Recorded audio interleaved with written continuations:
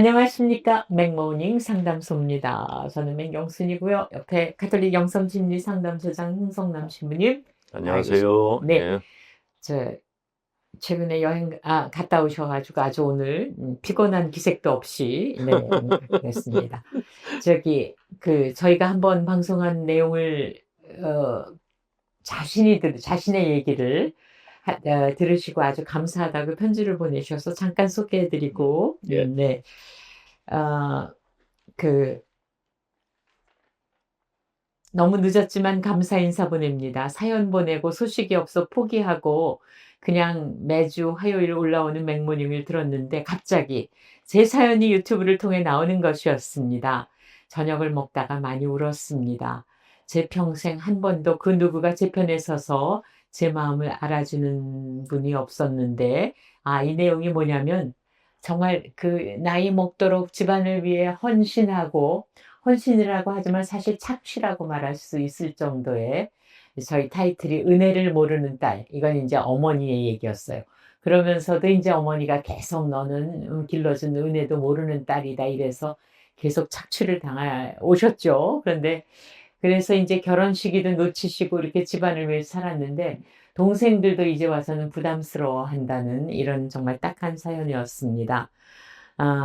자기 자신을 미워해서는 안 된다는 신부님의 말씀 새기고 살겠습니다. 이런 내용을 보내주셨어요. 네. 정말 조금씩 그 나를 사랑하는 마음으로 나를 사랑하는 장으로 나오시기 바랍니다. 네. 자, 우리가 상담선에 교회 소식과 세상 소식을 잠깐씩 신부님 말씀으로 재해석을 하고 있는데, 예. 그 나주율리아에 대해서 또 교구 차원의 공문이 네. 나왔다면서요? 나줄리아는 이제 1985년에 자기 집에 있는 성모상에서 피눈물을 흘렸다라고 얘기를 하면서 많은 사람들을 불러들였죠. 네. 근데 광주 대교구에서 3년 동안 조사를 했는데 근거가 없다. 음. 파문을 당했어요. 공중파 TV에서도 언젠가 다큐멘터리 그렇죠. 했었는데. 거기에서도 이제 근거가 없는 그런 비적이다. 예, 그랬는데도 여전히 그쪽에 가는 사람들이 많고, 어쨌건 그 이후로 좀 잠잠해져서 네. 그냥 그냥 작은 그런 사이비 집단으로 그냥 전락됐나 보다 그렇게 생각했는데 이번에 대전교구에서 다시 신자들에게 나주일리아가 지금 다시 이렇게 정교활동하니까 조심하라 네, 그런 네. 공문이 나왔어요. 네. 그래서 이거는 대전교구만의 문제가 아니고 어쩌면은 이게 한국 가톨릭교회 전체의 문제일 수도 있어서 네. 언급을 해야겠다는 생각이 들었는데 네, 네. 그 나주일리아 공동체에 있는 신자들이 요새 페북을 써요. 활용을. 계속 페이스북을요? 영상을 네, 띄우고 네, 있어요. 네. 근데 문제는 그 영상을 저도 봤는데 외국인 신부들이 나오는 거예요. 심지어는 외국인 주교까지 네, 나와요. 네, 네. 그래서 아니 저 사람들이 여길 왜 나오지? 분명히 공식적으로 파문을 했는데 네. 왜 저 사람들이 여기 나오지? 어쨌건 그게 만약에 그냥 누구한테 배역을 주고 옷을 입혀서 나왔다고 하더라도 그걸 보는 사람들은 다 진짜 주교, 진짜 신부라고 믿거든요. 네. 그래서 이거는 좀 아닌 것 같다라는 생각이 들어서 말씀을 드리는데 일단은 나주일리아가 거기에서 벌이는 거의 모든 것들이 영적 연출이라 그러죠. 네. 속말로 영적 사기라고 하는데 네, 네, 네. 천장에서 성체가 떨어졌다는 둥, 자기 몸에 오상이 났다는 둥, 성수가 생겼다는 둥, 다 그거 인위적으로 만드는 것이다라고 그렇게 얘기들 하고 있거든요. 네. 그리고 거기서 미사도 하고 성사도 준다는데 교구에서 파면된 신부들을 고용을 해서 미사하고 성사를 준다고 네, 그렇게 네, 얘기를 네. 들었어요. 네. 근데 정말 문제는 이 사람이 교회의 뜻에 순명을 안 한다는 거예요. 그러니까 이런 비슷한 사례가 이제 일본의 아키다에서도 네, 있었는데 아키다 묵각성모상에서 눈물이 났거든요. 101번 났죠. 그거를 이제 거기 그 수녀님이 그걸 다 목격을 했는데 그래서 사람들이 많이 찾아갔죠. 네. NHK도 네, 찾아가고 네, 네. 근데 교구장이 그 스님한테 여기 있지 말고 도쿄로 가라 그랬어요. 거기 있으면 계속 인터뷰해야 되고 뭐 그래야 되니까 도쿄로 가라 그랬는데 바로 순명하고 도쿄로 갔어요. 사실 인간적으로 그 기적의 체험자고 증거자로서 활동하고 싶은 생각이 얼마나 클 수가 그렇죠. 그게 있겠어요. 명예고 또 네, 돈이 걸려 있는데 신심이고. 근데 그런 거 다 버리고 수도자로 살겠다 도쿄로 갔거든요. 네. 그래서 저희는 아케다에서 일어난 그 기적이 사실이라고 믿어요. 그 수녀님이 그렇게 결단을 내렸기 네, 때문에. 네. 근데 이 나주리아는 그게 아니고 그럼 우리는 독립하겠다. 그래서 나주 아예 이렇게 가톨릭 유사 사이비 종교를 만들었어요. 그러니까 껍질은 가톨릭 교회하고 비슷한데 내용은 전혀 달라요. 네, 네, 네. 그래서 교구장님들이 거기 가지 말라 그랬는데 계속 그쪽에 들어간 사람들이 활동을 하고 있고 네. 잘 모르는 신자분들이 또 속아서 또 간다는 얘기가 있어서 그래서 이 시간을 빌어서 말씀드렸는데 나주리아는 교구에서 파문당한 사이비 집단으로 규정된 네. 곳입니다. 가지 그리고 마십시오. 우리의 예. 신앙적인 판단은 교도권에 예, 그렇죠. 우리가 교도권을 신뢰하고 따르기 때문에 예.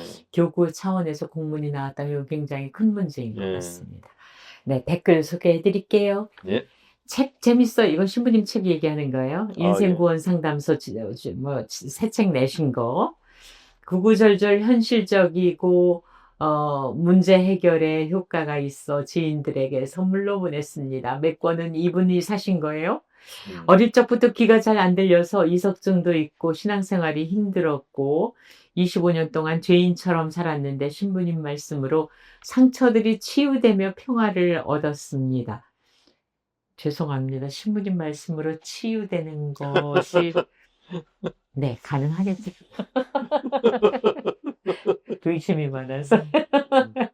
그리고 아주 시 같은 댓글을 적어주신 분이 계세요. 님들은 우리의 가을입니다. 근데 가을이 가고 있어. 그리고, 황숙기 씨라는 분은 항상 화요일을 기다리는 열혈 팬입니다. 또 미희 씨라는 분, 애인을 기다리듯 두 분을 기다립니다. 아유, 황송합니다. 네. 자, 이제 오늘의 상담으로 들어가겠습니다. 오늘 굉장히 심각한 문제인데요. 신부님 안녕하세요. 혼자 고민하다 사연 올립니다.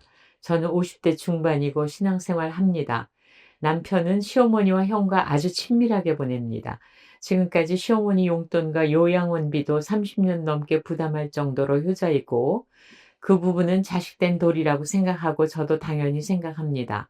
그러나 저와 상의 없이 담보대출을 해서 큰돈을 다른 형제들에게 빌려주고 또 다른 금전적인 문제가 많이 있습니다. 제가 거기에 토를 달거나 잔소리를 하면 그때마다 폭언을 하면서 저를 억누릅니다. 얼마 전에 정말 큰 사건이 있었습니다. 전날 언쟁이 있어서 너무 화를 내서 제가 미안하다고 사과를 하고 끝냈습니다. 그런데 그 다음날 술 먹고 들어와가지고 다짜고짜 집안 곳곳과 가구들을 골프채로 때려 부쉈고 저는 너무나 무서워서 무릎 꿇고 다 잘못했다고 빌었습니다. 저에게 당장 이혼하자고 입에 못 담을 욕을 퍼붓고 내려치려고 했습니다. 근래 몇 번 시댁 금전 문제로 싸웠고 어제 자기에게 신경질을 냈다고 화를 쌓아놓은 것 같습니다. 그래서 아이들 집으로 피신해 있으면서 며칠 후 대화를 하고 풀자고 톡을 보냈는데 답은 집에 신나를 뿌리고 불 지르고 나가겠다고 협박 문자를 보내는 것이었습니다. 그 후 아이들의 도움으로 함께 대화를 나누고 서로 잘못한 거 사과하면서 일단락이 됐습니다. 그러나 저는 이제까지의 폭언, 폭행, 일방적인 소통 방식 때문에 우울증에 시달리고 참아온 결과가 이것인가 싶어서 정말 더 이상 못 살 것 같아서 헤어질 결심을 했는데 결혼을 앞둔 자녀가 반대하고 또 남편이 화를 낼까 봐 밥을 하고 반찬을 만들고 있는 제가 너무나 자괴감이 듭니다. 한 달 정도 떨어져 있어 달라고 해도 안 들어주고 약속했던 부부 상담도 안 가려고 합니다. 너무나 심장이 쪼이고 떨려서 안정제를 먹고 버티고 있습니다. 그 일을 잊고 살 자신이 없고 어떻게든 주님 말씀을 들으려면 용서를 해야 되는데 어떻게 하면 좋을까요? 이런 내용입니다. 예. 일단은 이 남편에 대한 그 심리 분석을 좀 해야 될 것 같은데요. 네. 남편이 만약에 그 와이프하고 상의 없이 형제한테 큰 돈을 갖다가 준다면은 기분이 어떻겠어요? 상의도 없이. 속상하죠. 굉장히 속상하겠죠. 네네. 근데 이 남편이 왜 형제들한테 이렇게 큰 돈을 줄까? 그것도 담보까지 잡고 담보 대출 받아서 큰 돈을 줬다 그래요. 네. 근데 문제는 그 돈을 어떻게 다시 상환할지에 대한 그런 계획도 없이 준 것 같다는 거죠. 그러니까, 그렇겠죠. 계획이 있으면 이제 설명하고 설득을 할 텐데. 그 돈에 대해서 좀 이렇게 무책임하다는 생각도 들고, 그리고 왜 형제들한테 이렇게 과도하게 뭘 주려고 그러지? 그거는, 보통 이 형제들을 도울 수는 있지만, 네네. 과도하게 도우려고 한다는 거는 그 가족들에게 본인이 갖고 있는 어떤 컴플렉스가 있다는 거예요. 보통 우리가 장남 컴플렉스라고 뭐 얘기를 죄책감? 그런 하는데 거에? 그런 것도 있을 수 있죠. 자기가 가족들에게 뭘 다 하지 못했다라는 죄책감? 그리고 자기가 너무 많이 그 가족들의 뭘 받았다, 보거나 사랑을 받았다? 그 얘기가 없으니까 이제 네, 추정만 하는데 추적이죠. 네. 어쨌건 가족들에 대해서 뭔가 심리적으로 잡혀 있는 게 있다라는 느낌이 음, 드는 거예요. 음. 그리고 또 하나는 남편이 이렇게 호인 행세를 하는 거잖아요. 아, 네네네. 돈 막 풀면서 나 네, 이런 네, 사람이야, 네. 나 상남자야, 나 음. 큰손이야. 음. 근데 사실 그렇게 막 돈을 펑펑 쓰는 사람들이 큰손들이 아니에요. 그러니까 사실은 돈 쓰기 싫은데 네. 쓰기 싫은 자기 마음을 들킬까 봐 막 펑펑 어, 쓰는 거예요. 쓰고 난 네. 다음에 스트레스를 받는 거예요, 자기가. 음. 근데 밖에서 이렇게 호인 노릇하면서 쌓인 스트레스를 집에 와서 풀고 있는 거예요. 아, 그러니까 이게 이중적이라는 거죠. 그러니까 그러면 아내가 욕받이 뭐 되는 그쵸. 거죠? 아내한테 이제 그 아내한테 네가 나한테 감히 그러면서 이제 아내를 학대를 하는 거니까 그 밖에서 쌓인 것을 아내 와서 풀고 있는 거예요. 네. 그리고 이런 경우에는 보통 부인이 이혼하자 그래야 되거든요. 근데 네, 네, 남편이 네. 이혼하자 그랬어요. 네. 그러니까 내가 널 버리겠다 그런 거예요. 음. 근데 남편이 왜, 그러니까 제가 궁금한 거는 남편은 이렇게 성격적으로 이상이 있는 사람인데 왜 부인이 이렇게 부당한 대우를 받고 학대를 당하는데 왜 참으려고 하는가? 그러니까 이 사연을 보내준 분한테 제가 묻고 싶은 거예요. 음. 자매님 생각으로는 뭐 이렇게 아직 결혼 직전인 애도 있고 뭐 음. 주님께서도 뭐 용서하고 참으라고 그랬다. 이렇게 얘기를 하는데 그거는 음. 핑계고 음. 제가 생각하기로는 자매님이 혹시 어렸을 때 학대를 당하셨나? 그 생각이 드는 거예요. 학대를 당했던 사람들은 학대받는 환경에 익숙해요. 거기서 벗어나는 걸 두려워하고 네네. 혹시 그런 거 아닌가 하는 생각이 들고 얘기 들으면서 느껴지는 게 그 유기견 컴플렉스 같다라는 생각이 들어요. 좀 설명해 주세요. 유기견. 글쎄, 유기견. 주인이 버리는 거에 대해서 두려워하는 아. 강아지들 있잖아요. 네네네. 지금 남편이 버리겠다라는 거는 부인이 버림받는 거에 대한 불안감이 있다는 걸 남편이 안다는 거예요. 아, 네. 그러니까 그거를 이제 협박 수단으로 쓰는 거죠. 네네. 나 너 버릴 거야. 음. 그러니까 부인은 잘못했어요. 그러니까. 버림받을 거예요. 그러니까 이거는 어렸을 때 이게 있었다는 거예요. 집에서 부모님으로부터 네, 이건 추측입니다. 그런 혹시 또. 추측이에요. 네네네. 방치되거나 네. 혹시 이렇게 버림받은 적이 있나? 그 생각이 들어요. 어렸을 때 트라우마가 굉장히 오래 가거든요. 그러니까 어렸을 때 그런 상황이었는데 지금 남편하고 만나서 똑같은 상황이 또 전개되고 있는데 그 이유를 예수님께서 뭐 참고 용서하라 그러셨다. 여기다가 이제 이유를 대고 있어요. 신앙생활 하니까. 예. 근데 일단 자매님한테 제가 말씀드릴 게 예수님은 참는 분 아니었어요. 예수님 만약에 다른 사람들이 당신한테 하는 것에 대해서 참으셨으면은 그렇게 일찍 안 돌아가셨어요. 이분이 일찍 돌아가신 거는 그 당시 참지 않고 그냥 맞대응을 해서 그 괘씸죄 지켰던 거예요.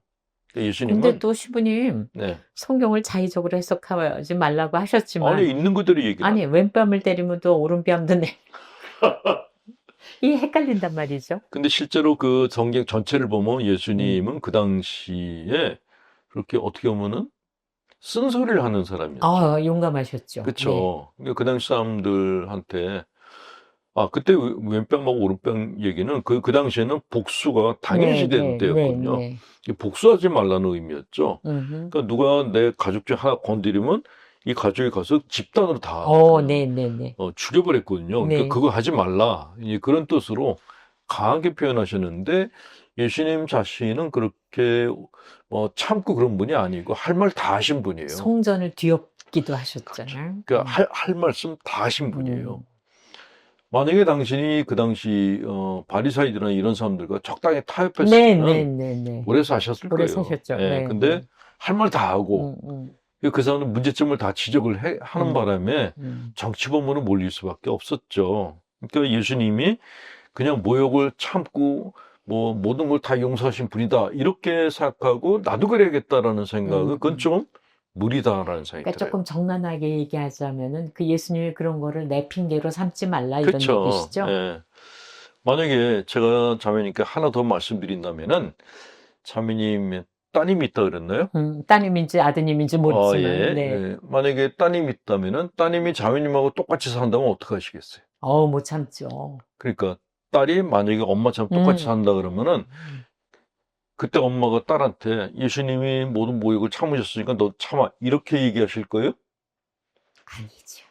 그렇게 못 하겠죠. 네, 네. 딸은 나처럼 살지 마 그러면서 나는 왜 그렇게 살아야 돼요? 그건 제가 자매님한테 드린 질문이에요. 왜 나는 모욕당하고 학대당하고 상처받으면서 살아야 돼요? 왜 나한테 폭행을 가하는 남편을 두려워하면서 버림받는 걸 두려워하면서 살아야 되는지 그게 과연 행복한 인생인지 묻고 싶어요. 그건 이렇게 얘기를 하면 또 어떤 분들은 뭐 그럼 이혼하란 말이냐 이렇게 묻는데 저는 이혼하란 말을 하지 않았어요. 이혼하란 말이 아니고 왜 학대를 당하면서도 하지 마라는 말을 갖다 못하고 사시냐는 거예요. 그게 자매가 갖고는 문제다라는 거예요. 이거는 부부관계가 아니라 주종관계 비슷해요. 그것도 포악한 주인 밑에 있는 종살이 같은 거를 하고 계시는구나 하는 생각이 들어서 정말 좀 안타까운 마음이 들어서 말씀을 드리는데 이렇게 사는 거는 사람이 사는 삶이 아닌 거예요. 이거는 부부의 삶이라고 볼 수가 없죠. 만약에 맹여사님 따님이 이 자매님처럼 산다고는 어떡하시겠어요? 참고 살아라 데리고 하시겠어요? 와서 어떻게 해야 될까? 자매님의 사연을 들으면서 드는 많은 어머님들이 아마 똑같이 생각할 거예요. 그런 놈하고 어떻게 같이 사냐? 헤어져라. 이 교육법을 떠나서 어머니라면 당연히 그런 마음이 들 거예요. 자기 딸이 사위한테 그렇게 구박받고 학대당하고 살고 있는데 그걸 보고서 네가 참고 살아 그런 말을 할 그런 엄마가 어디 있어요. 자매님도 딸이 그렇게 산다는 거는 싫잖아요. 네. 자매님이 어머님도 자매님이 그렇게 사는 게 싫을 거란 말이죠. 내가 지금 살고 있는 삶이 그렇게 바람직하지 않다. 그러면 내가 이 삶을 어떻게 살 것인가 한번 생각해 보세요. 지금 자매님 나이가 이제 50이 넘었다 그랬거든요. 네. 좀 전에 하면 바로 60, 70, 80이 금방 돼요. 네, 네. 이제 살아온 날보다 살 날이 더 적어질 때로 네, 보거든요. 네. 지금까지 그렇게 힘들게 사셨으면은 남은 인생이라도 행복하게 사셔야 될 거 아니겠어요? 그러니까 내가 남은 인생은 어떻게 행복하게 살 것인가 그건 한번 생각해 보실 네. 필요가 있다고 생각되고 지금 그 메일을 보니까 내가 어떻게 이거를 잊어버리고 살 수 있을까를 물어오셨는데 질문 자체가 그러면은 방향을 잃었다는 거죠. 그렇죠. 그러니까 잊어버리고 산다는 건 말도 안 되고 그게 아니라 내가 앞으로의 삶을 정말 내 삶으로 내 행복한 삶으로 만들려면 어떻게 살아야 될 것인가 이걸 고민하시고 그걸 혼자 생각하시면은 답이 다람쥐 쳇바퀴 돌듯이 제자리에 네. 또 돌아와요. 네. 그래서 혼자 그렇게 생각하지 마시고 아까 부부 상담 얘기하셨는데 부부 상담 거기에 혼자 가세요. 혼자 가서 그 상담가한테 얘기를 해보시고 그리고 친한 친구들한테도 내가 어떻게 살아야 돼? 한번 물어보세요. 예, 지금처럼 사는 건 이건 사람의 삶이 아닌 것 같다라는 생각이 듭니다. 네. 대부분은 그러죠. 아유, 내가 정말 살 날이 얼마 남았는데 내가 이혼하거나 이러지 않고 참고 살면은 모든 가족이 다 편안한데 이런 생각을 많이 살 하시죠. 날이 하루 남더라도 그 하루를 행복하게 사는 것이 그것이 바람직한 삶이 아닌가 싶습니다. 네. 오늘 또 혹시 신부님 말씀에 상처를 받으셨을 수도 있지만, 네, 일단 고름은 빼내고 빨리 연고를 바르는 게 나을 수 상처 있습니다. 준 말 한마디도 안 했거든요. 아, 네, 네, 네. 하나도 안 주셨습니다. 네, 제가 잘못 들었어요. 네, 그래요. 우리 그 이야기를 나 혼자 막 거기에 이렇게 가로막혀서 생각하는 것보다 이렇게 편해서 꺼내서 생각할 필요가 있죠. 네. 자, 저희에게 상담 사연 주실 분은 아래 메일 주소로 보내주시고요. 이렇게 기다려 주시면 되겠습니다. 오늘 맥모닝 상담소 카톨릭 영성심리 상담소장이신 홍성남 신부님 말씀 들었습니다. 예, 수고하셨습니다.